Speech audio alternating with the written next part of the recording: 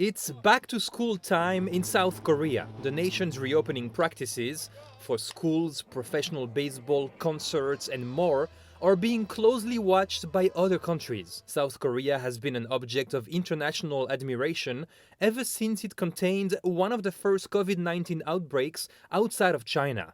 So, how did it do it? The use of masks is something what people really follow from the beginning. Stefan Klingebiel, director of the United Nations Center in Seoul, points to self-discipline and efficient testing and tracing measures. He was himself tested for the virus when he flew to Seoul in March. At the end of March, test capacities in many countries, that was really a limitation, and Korean government did it for all arriving passengers. Klingebiel received overnight accommodation and food while waiting for his test results, which came back negative the next morning.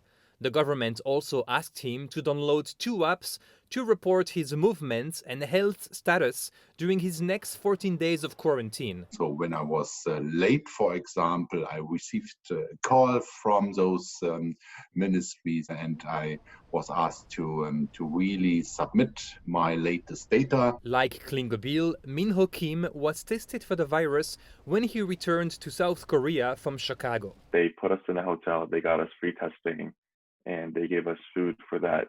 Besides testing and tracing, Kim says South Korea's successful COVID-19 response comes down to the population's willingness to trust the government with special powers in a time of crisis. One thing that is being overlooked is that how much South Korean citizens are willing to sacrifice their personal liberty just a little bit to have everything under control. For example, the government sends emergency texts alerting citizens of nearby cases of the coronavirus. It is a little annoying for sure because my music gets interrupted all the time. The whereabouts of every single confirmed patient is also available to the public. We have the capacity of quarantining every patient if there is a case. Another radical measure is how the country controls the price, supply, and demand of masks. You can only get 3 masks a week.